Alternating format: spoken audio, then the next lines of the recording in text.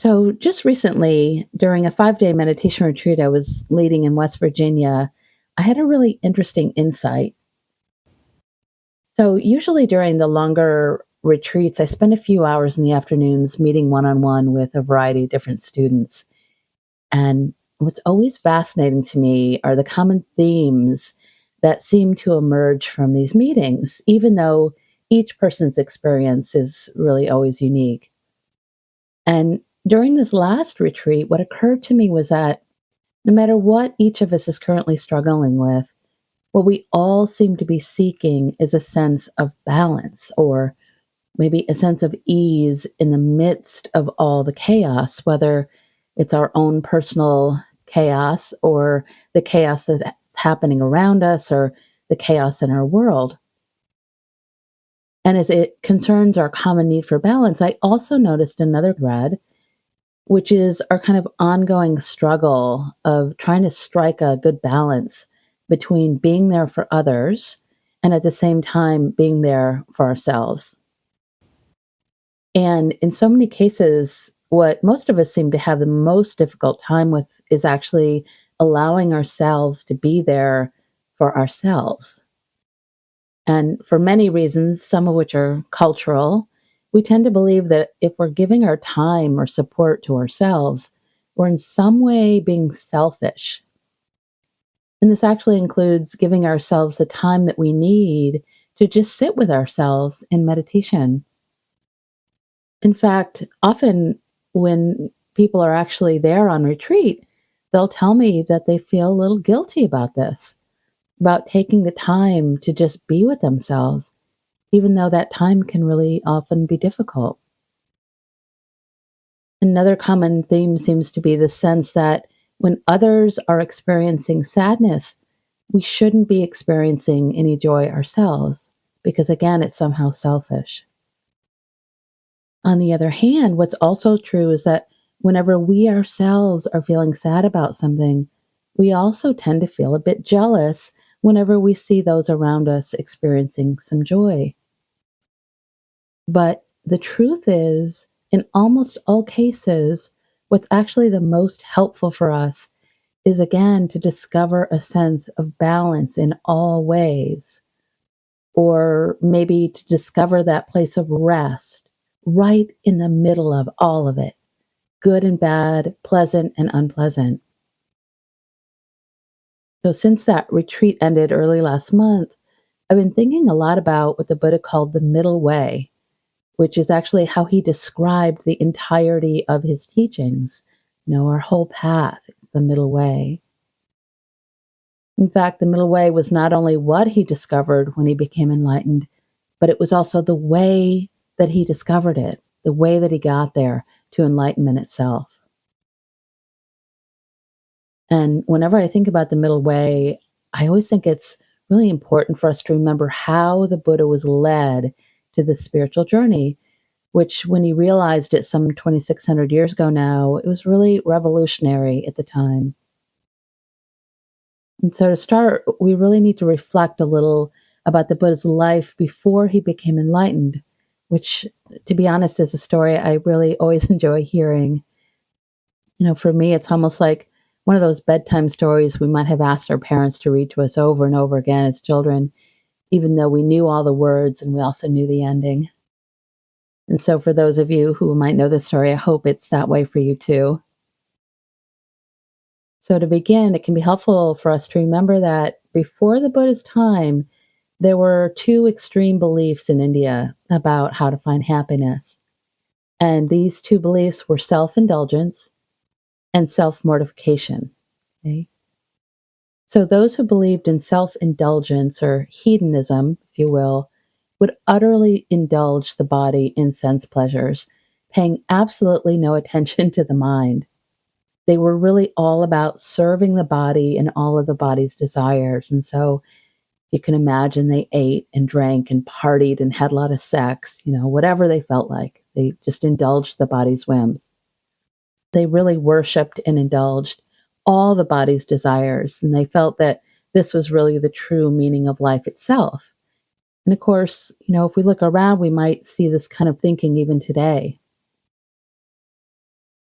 The other group, the self mortification practitioners, were ascetics who didn't agree with this indulgence, and instead they aspired to the exact opposite practice, which involved an idea of the body and all its desires as a kind of burden or a kind of weight that kept them from true spiritual awakening.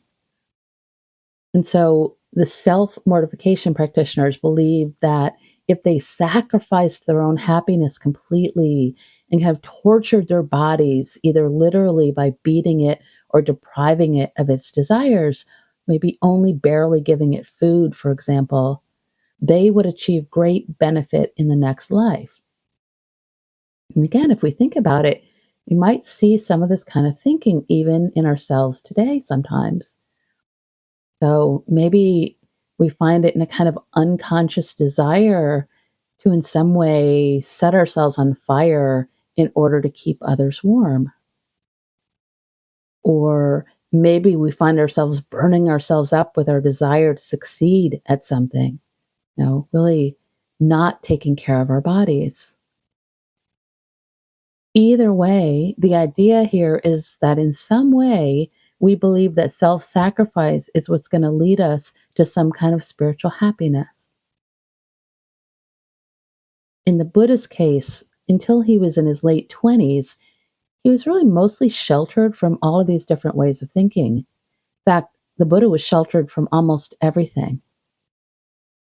Legend has it that at his birth as Prince Siddhartha, some Brahmins and high priests predicted that this prince would either become a great king or a great spiritual leader.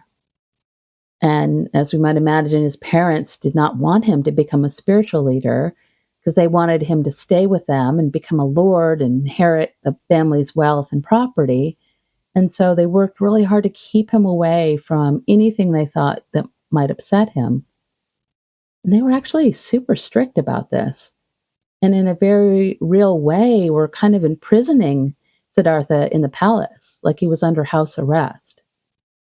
For instance, all the members of the family staff and anyone who visited the palace were instructed not to speak with Siddhartha about the news because they didn't want to upset him.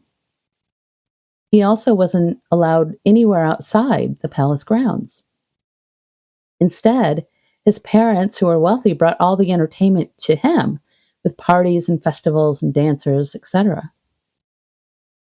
But because the Buddha was smart and curious, he suspected there were things outside the palace that he really needed to know about that were being kept from him. And so the year before he turned 30, he convinced one of his carriage drivers to sneak him out of the palace and into the city. And apparently that was when he witnessed four things that completely changed his perspective and also, of course, the course of his life. These four things are often called the four heavenly messengers or the four sights. And so while he was outside the palace, Siddhartha finally saw people who were sick, that had been kept from him. He also saw people who were really frail with old age. And then the third thing he saw was a funeral where there was a dead body being carried through the streets, something he'd never seen. And after he saw the first three things and had his carriage driver explain it to him, he suddenly realized with great dismay that not only would he himself experience these things, but everyone he loved, all beings, in fact. And this realization apparently made him incredibly sad. And it was also a great awakening for him when he realized that he was not alone in the suffering. And in the sutras, the Buddha reflected, quote, "When I considered this, the vanity of life entirely left me. When I considered this, the vanity of life entirely left me." And so soon after this, he again asked his driver to take him into the city. And this time he saw a fourth heavenly messenger, a fourth sight, which was a wandering ascetic in robes, who apparently looked so incredibly radiant and serene that the Buddha was drawn to him. And when he asked the ascetic about himself, the man explained that he had, quote, gone into homelessness in search of a spiritual life to find the answers to freedom from suffering.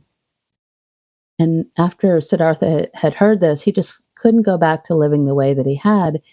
And he's decided that he too wanted to try to discover this answer, to discover freedom. And so, with his parents weeping, and at almost 30 years old, Siddhartha cut off all his hair and his beard, and he put on the saffron robes of a mendicant and became a homeless wanderer. He left everything, his home, his family, everything. And as he was wandering, he sought out the guidance of a guru, and he found two of the most accomplished masters, both of whom taught him yoga and meditation practices. And during his years of studying, Siddhartha was really able to quickly reach these very exalted states of concentration and calm, and to enter all the bliss states, or the jhanas. But what he found was that these states weren't enough. They were really incredible, amazing states. But sadly, he realized that they weren't going to lead him to enlightenment. And so he left those teachers and decided to practice with the ascetics, those who were practicing the opposite of hedonism, which included, again, not giving in to the body's desires, but trying to use self-mortification. And at that time, the ascetics believed that spiritual freedom was to be found by afflicting the body not only with pain, but pain beyond its normal level of endurance. And so for 6 years, Siddhartha was just really adamant about following this path of mortification. Said that he fasted for days on end until his body looked like a skeleton cloaked in skin. He exposed himself to the heat of the midday sun and the cold of the night, and subjected his flesh to torments that really almost killed him. In fact, his practice was apparently so intense that after a while, the 5 ascetics who had been training him ultimately became his followers. And they were like, this guy is so good at torturing himself. He's completely dedicated. So he did this for 6 years. And at the end of it, when he still hadn't found enlightenment, he decided to go all out and redouble his efforts, supposedly only eating 1 grain of rice a day until he was just a skeleton in a state of near death. And some of you may have seen statues or images of Siddhartha in this emaciated state where he looks kind of like a skeleton. And this represents the period right before he became the Buddha. And as the Buddha himself would describe it later, he was so skinny then, he said he could touch his belly and feel his spine. So as he was literally dying, a peasant girl named Sujata saw this starving ascetic lying under a tree near the river and begged him to eat some of her milk rice. And in his delirium, or maybe with the knowledge that he was really dying, he agreed to take the food. And apparently when the 5 other ascetics who had been following him saw him doing this, they saw him eating, they concluded that he had just given up and taken to what they called, quote, the ways of the flesh. And so they left him there. Thankfully, this peasant girl continued to offer him food, and after a while, when he was feeling better, still eating his rice, he noticed a fisherman fishing in the nearby river. And what he noticed was that, quote, the fisherman was trying too hard, tugging the rope way too tight until it finally broke and he lost the fish. A little while later, at dusk, he heard a group of young girls singing on their way to the city. And he observed, quote, with strings too loose, the lute does not sound. Tighten the strings too much, they will break apart. Not too loose, not too tight, the lute sounds nice. So it was then that Siddhartha realized that the extreme practices that he'd been using were not leading him to higher wisdom and enlightenment, but instead to physical weakness and deterioration of the mind. So finally he understood that the body and the mind are, of course, not disconnected, and that to have a healthy mind, we also need a healthy body, and that the body is home. The body is the spiritual life. He also realized that taking care of his body was not only for his own benefit and good, but for the benefit of others. And this part is really important. He recognized that if he wasn't in good physical condition, if he was too tired and weak and his mind wasn't sound, how could he lead or teach or be of any way helpful to others? And if he wasn't taking care of his body, not only would he not be able to teach, but he would also be taking up the time of others who would need to take care of him. Buddhist teachers often compare the idea of looking after the body to the way an ambulance driver looks after her ambulance, with the idea that a well-maintained ambulance is going to have the best chance of being available and ready when people need it. And of course, same time, even if our bodies aren't in good shape, we really want to make sure to take really good care of the mind. And so, recognizing this, Siddhartha decided to spend time healing his body and mind, which included eating and drinking and meditating and practicing walking meditation, bathing himself in the river, etc. And a little while after, while Siddhartha was practicing walking meditation in the fields, a young boy came by, and in the suttas, this boy is described as a buffalo boy. The reason for this is that in those times in India, water buffaloes were used to pull the plows in the fields, and the boy's job was to watch them and take care of them and cut grass for them. And so they called these young boys buffalo boys. And so for weeks, this young man had been watching Siddhartha walking and meditating and was really drawn to his peaceful energy. But this boy was shy, and so he needed to walk closer and closer to Siddhartha at least half a dozen times before he finally gathered the courage to tell him, "Gentleman, I like you very much." Apparently, Siddhartha looked at him and said, "I like you also." The boy was so joyful about this, apparently, that he told Siddhartha that he really wanted to give him a gift, but he was embarrassed because he was poor and he thought he had nothing to give. But Siddhartha said to him, quote, "Actually, you do have something I need. You have all that very beautiful green grass that you just cut for the buffalo, and I would be so grateful for an armful of that grass to use as a cushion for my sitting." During his former ascetic practices, using any kind of padding for meditation would have been considered an indulgence. And so, with this simple request, Siddhartha was already stepping towards the middle way. And so, after the boy had very gleefully collected an armful or so of grass for Siddhartha, he spread it out for him under a tree, which was the Bodhi tree. And this is the exact moment when Siddhartha made what might be considered his most important decision.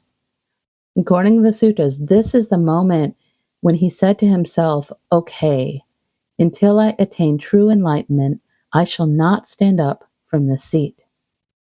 Until I attain true enlightenment, I shall not stand up from this seat." And according to the story, Siddhartha did just that. He sat on top of that armful of grass for about 49 days, 7 weeks. And, most of us assume this also included eating and other bodily functions because both the boy and the girl were still taking care of him. In fact, those two caretakers became his first students after his enlightenment. And if you're interested in the Pali Canon, there's a scripture called the Sutta of Tending Buffalo, which lists 11 skills a buffalo boy must have, which the Buddha later taught as parallel skills for the monks as mindfulness practices.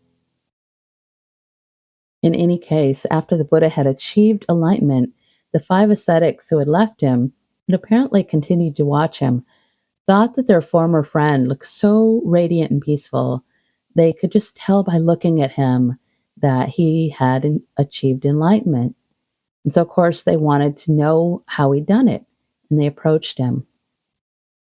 And this is when the Buddha offered his first talk or sutta, the Dhammacakra Sutta, which is the setting the wheel of Dharma in motion sutta, also sometimes called the first turning of the wheel, because it is said to keep spinning as it's taught. And I need to admit that I love that story so much that many years ago I had the Dhammachakra tattooed onto my right arm. And I put it there as a way of not only reminding myself to keep that wheel spinning, right? But to also gently remind myself to try as best as I can to practice the Buddha's middle way, which is exactly what he spoke about in that first talk. And this is what he said. He said, there are these two extremes that are not to be indulged in by one who has gone forth. Which two? That which is devoted to sensual pleasure with reference to sensual objects, base, vulgar, common, ignoble, unprofitable, and that which is devoted to self-affliction, painful, ignoble, unprofitable. Avoiding both of these extremes, the middle way realized by the Tathagata, which is another name for the Buddha, produces vision, produces knowledge, leads to calm, to direct knowledge, to self-awakening, to unbinding. And what is the middle way realized by the Tathagata? That producing vision, producing knowledge, leads to calm, to direct knowledge, to self-awakening, to unbinding. Precisely this noble eightfold path.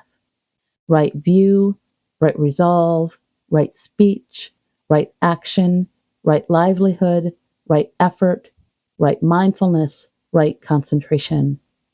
This is the middle way realized by the Tathagata, that producing vision, producing knowledge leads to calm, to direct knowledge, to self-awakening, to unbinding. So essentially, the Buddha named the entirety of our path the middle way, the whole thing, which I find so useful to remember. And if we look at the Dhammachakra, or the wheel of the Eightfold Path, we can see that it's often broken up into 3 different sections or categories, which for me always makes the 8 spokes of the wheel a little easier to remember. So Karma Yeshe Rabge describes them as seeing clearly, living responsibly, and staying focused. Seeing clearly, living responsibly, staying focused. So in the seeing clearly category, it's right view and right intention. Living responsibly, right speech, action, and livelihood. And staying focused, right effort, mindfulness, and concentration. And before I go on, I really want to point out that the word right here means skillful or wise or ethical, or that which leads to happiness, rather than some moralistic rules that we're being asked to follow. And because these 8 things are essentially our entire path, I just want to briefly summarize some of the important ideas that the Buddha shared as it relates to the middle way. So first, and maybe most importantly, he taught that the root cause of our suffering is our wanting, our not wanting, and our ignorance or delusion, or what he called the 3 poisons.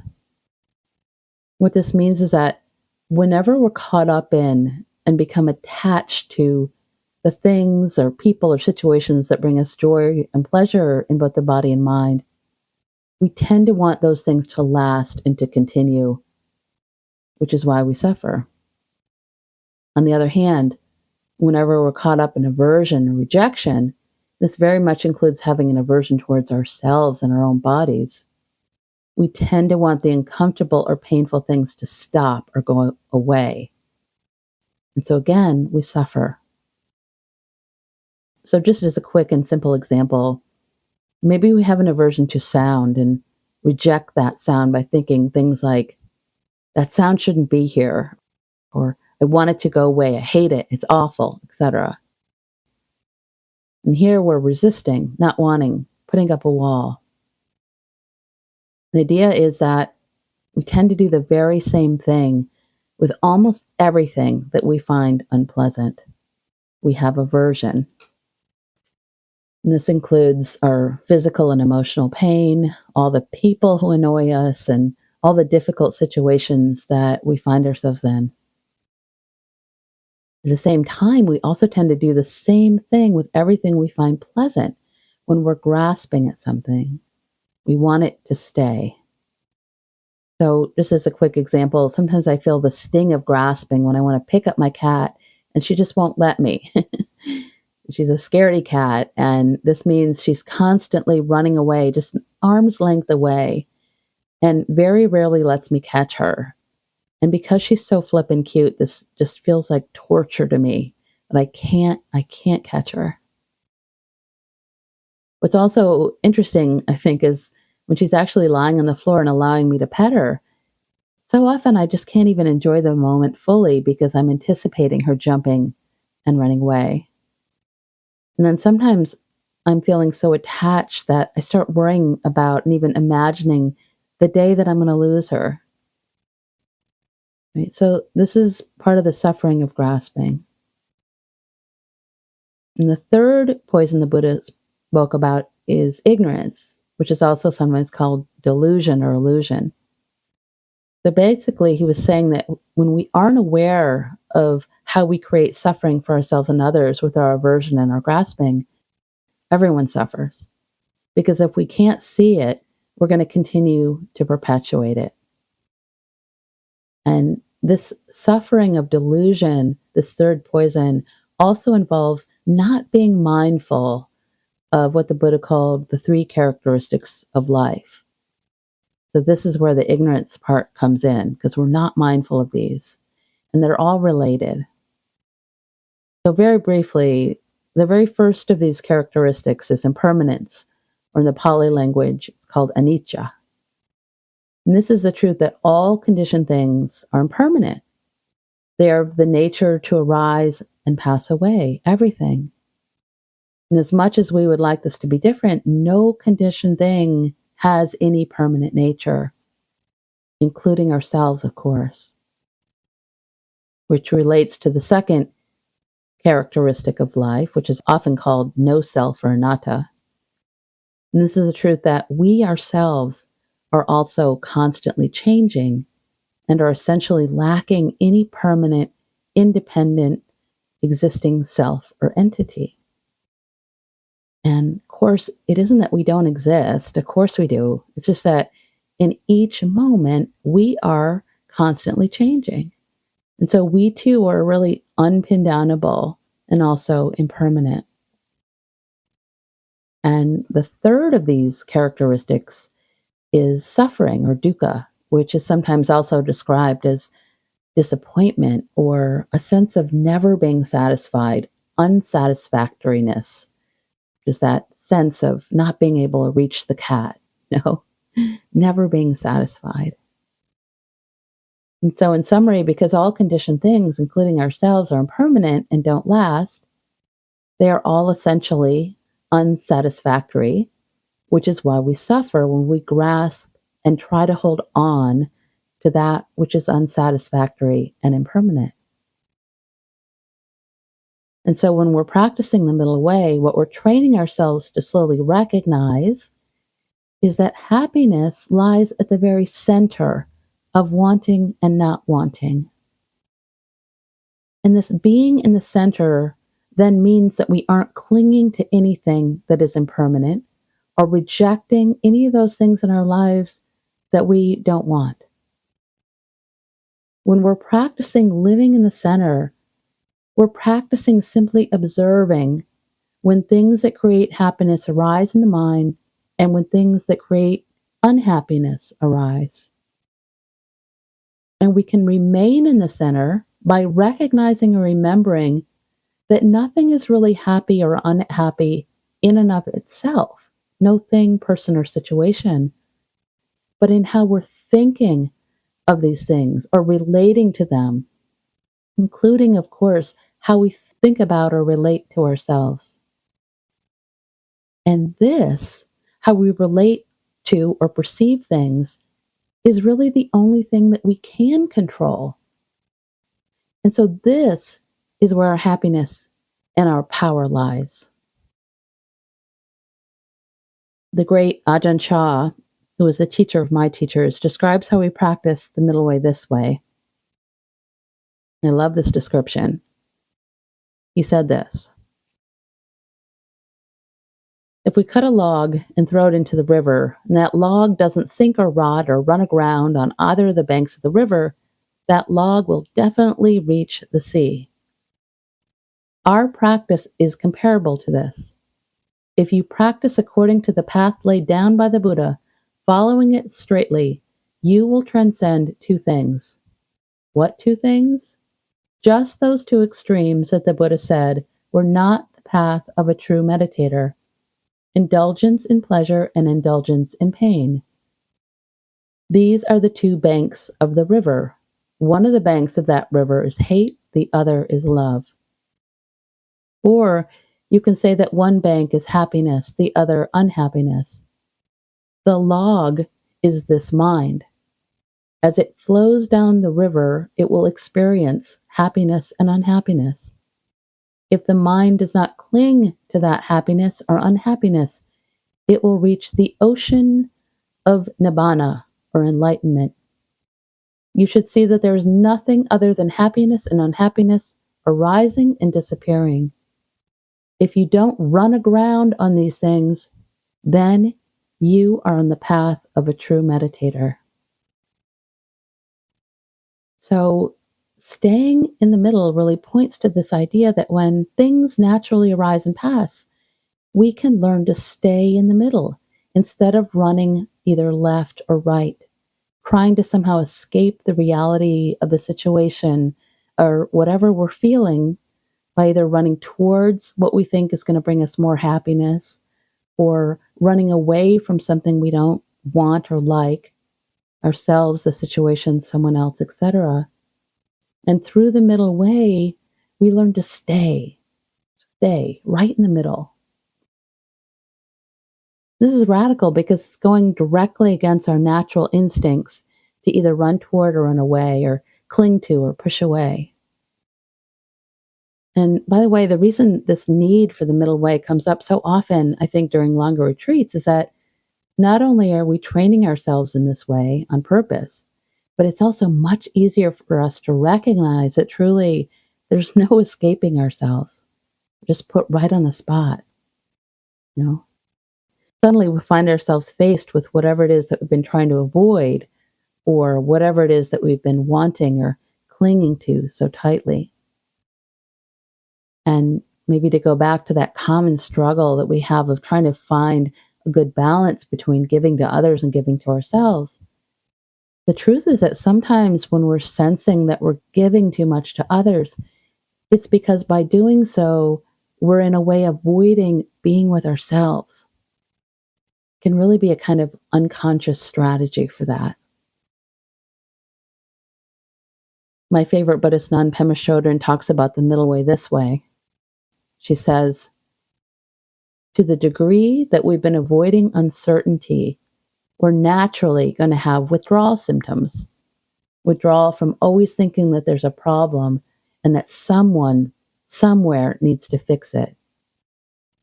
The middle way is wide open, but it's tough going because it goes against the grain of an ancient neurotic pattern that we all share. When we feel lonely, when we feel hopeless, what we want to do is to move to the right or to the left. We don't want to sit and feel what we feel. We don't want to go through the detox. Yet the middle way encourages us to do just that. It encourages us to awaken the bravery that exists in everyone without exception, including you and me. So that's kind of the bad news, that it's just our human tendency to want to move to the right or to the left. But the good news is that what the Buddha discovered under that Bodhi tree was that meditation practice is exactly what can train us in the middle way. It can train us in staying right on the spot, right in the middle. So for instance, when we sit down with ourselves in practice, we're encouraged not to judge whatever arises in the mind, to be really open and curious, and especially kind. We're also encouraged not to grasp or push away whatever arises in the mind.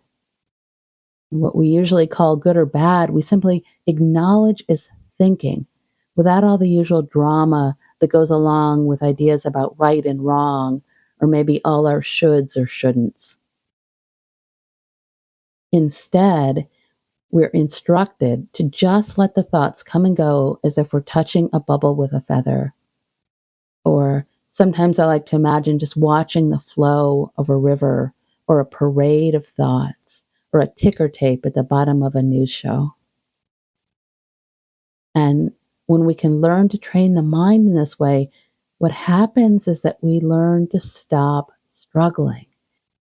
We learn to float in that river rather than struggling so much. There's actually a famous koan or Buddhist riddle that's used to describe the middle way, which is there is neither going forward, nor going backward, nor standing still. There is neither going forward, nor going backward, nor standing still. And I really like that idea, especially of not standing still, because in the center, it's not a nothingness. It's actually a place of great clarity and vision, kind of active observation. It's standing in awareness itself, just like that log in Ajahn Chah's description is in the flowing river. It's standing in awareness itself. And finally, speaking of Ajahn Chah, I feel the great need to mention what might be his most well-loved quote about the middle way, where he tells us this: to discover the middle way, try to be mindful and let things take their natural course. Then your mind will become still in any surroundings like a clear forest pool. All kinds of wonderful, rare animals will come to drink at the pool, and you will clearly see the nature of all things. You will see many strange and wonderful things come and go, but you will be still. This is the happiness of the Buddha. This is the happiness of the Buddha. And so I think I will end there and invite you into a meditation if that's available for you. And so if you're listening, you might want to find a chair or a comfortable seat and make yourself comfortable for meditation.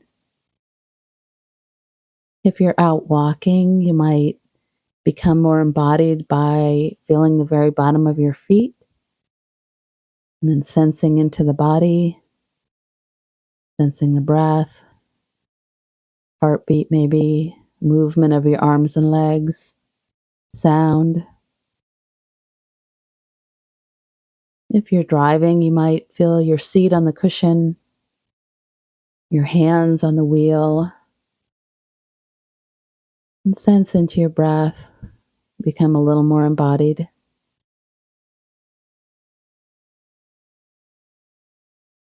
And wherever you are, just taking a nice deep inhale, filling the lungs. A slow exhale, letting go. You can even let out a sigh if you need. There's a couple of rounds of these on your own to get in touch with the breath and the body.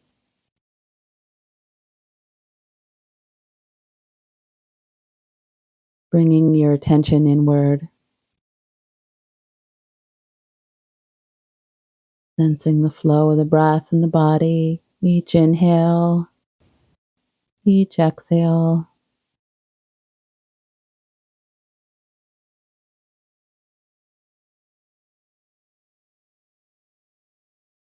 On each exhale, really encouraging the body to relax and open.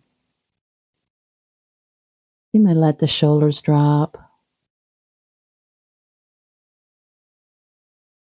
Let the tummy be soft, undefended.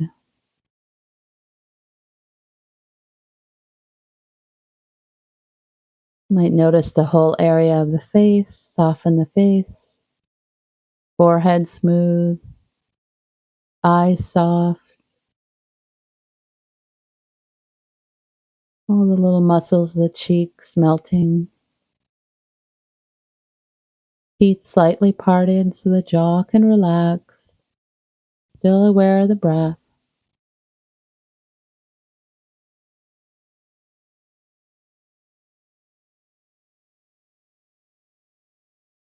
Wherever you are, you might sense your connection to the earth, so feel the weight of the body being held by the earth.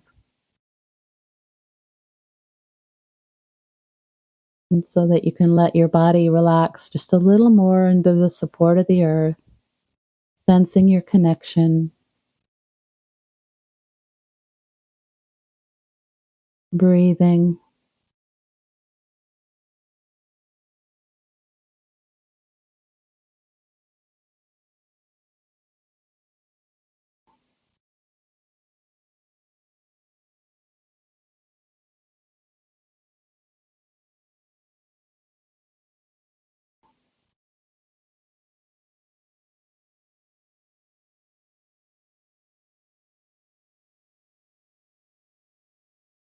As you continue, I want to invite you to start to notice where you might discover a sense of balance or a sense of center,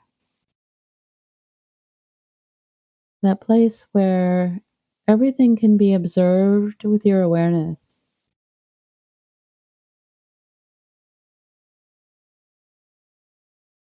that place where you're not going left or right, not clinging to the banks of the river or pushing away.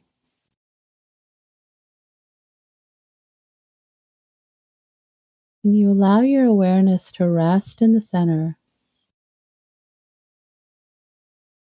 noticing whatever is flowing through that awareness.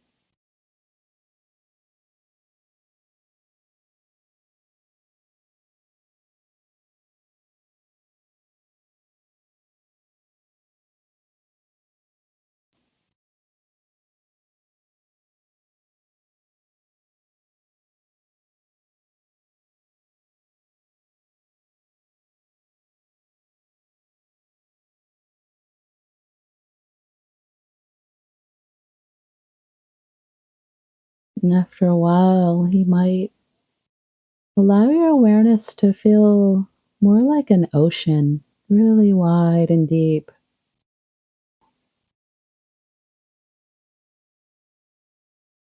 And you might consider, even if the water at the top is choppy or maybe noisy, would it be possible to allow your awareness to rest in the middle of the ocean, the center of the ocean, that deeper part of the ocean that is silent and calm and peaceful?